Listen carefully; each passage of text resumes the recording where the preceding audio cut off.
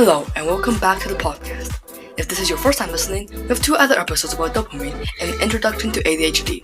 If you listened to the very first episode, you probably remember us mentioning the 2 types of ADHD briefly, and today we cover them more in depth. And let's get into the types of ADHD. So there are 2 base types of ADHD, inattentive and hyperactive, and they're exactly as they sound. People with inattentive type are inattentive, and people with hyperactive type are hyperactive. But you can also have a mix, like me. If you want to hear the symptoms of hyperactive and inattentive types of ADHD, you can listen to the first episode. But to cover the gist of it, if you find yourself daydreaming, drawing, or just not paying attention in general, it's probably inattentive ADHD, and you find yourself fidgeting or squirming, you would likely have hyperactive type. When I was researching this, the article said that boys were predominantly diagnosed with hyperactive and girls were predominantly diagnosed with inattentive, but that's not entirely true. While most boys are hyperactive type, I would say that the same amount is inattentive and the same is hyperactive for the girls. But I also read that girls were often undiagnosed or, at the minimum, misdiagnosed. This is because of masking. We'll get to that later.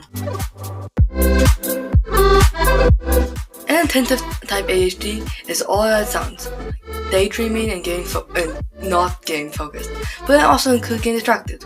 For example, say you're in math class and the teacher's talking and someone goes to sharpen a pencil. Much more interesting than quadratics, so your brain goes to focus on that because it's out of the ordinary. And this is the only part of it.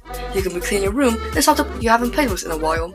Then you get more stuff out and more leading to backtracking and clean your room. This is because of the low dopamine and serotonin that you get from completing and doing tasks. You want to clean room, but it's much more fun to play with your Legos. This is a common occurrence for inattentive ADHD, and this is why people with inattentive ADHD are often less organized. I mean, just look at my desk, it's covered in wires.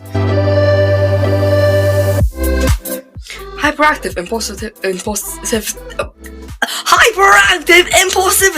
is the other type of ADHD, which includes being, as the name suggests, very hyper. People with this type of ADHD struggle with being disruptive, self-control, and impulsiveness. This is the type of ADHD most people think of when they think of ADHD. The brain of people with hyperactive impulsivity ADHD doesn't often process enough dopamine and serotonin, so it keeps seeking stimuli through movement and fidgeting. You may find it hard to sit still because your brain needs to move in order to trigger a dopamine release. This type of ADHD is more common and diagnosed, usually in men, we'll talk about later. Hyperactivity and impulsivity is diagnosed due to a stereotype around it and being very jumpy, and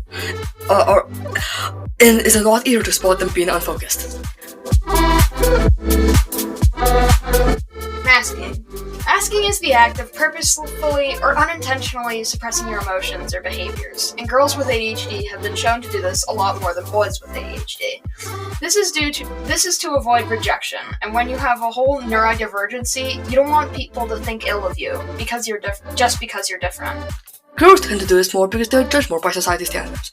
It's not special for girls to be disorganized and hyper. My grandma tells me and my sister that girls aren't supposed to be messy, go clean a room, you're a girl all the time.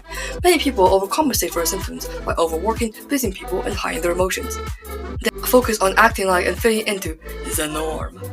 When you mask, you're suppressing your needs, and it's often quite harmful, but masking does help people fit in. And that's all of it for today's episode of the ADHD podcast for teens. So, to conclude, there are 2 types of ADHD, as well as a combined type with symptoms of both, each with their own symptoms. And then there's masking, the act of hiding your neurodivergence to fit into society. Next time, we'll be talking about the pros and cons of ADHD, and if you have any suggestions about future episodes or stories that you want to share, you can contact us at our Gmail, which is linked in our description. And as always, stay safe, be yourself, and we will see you next time.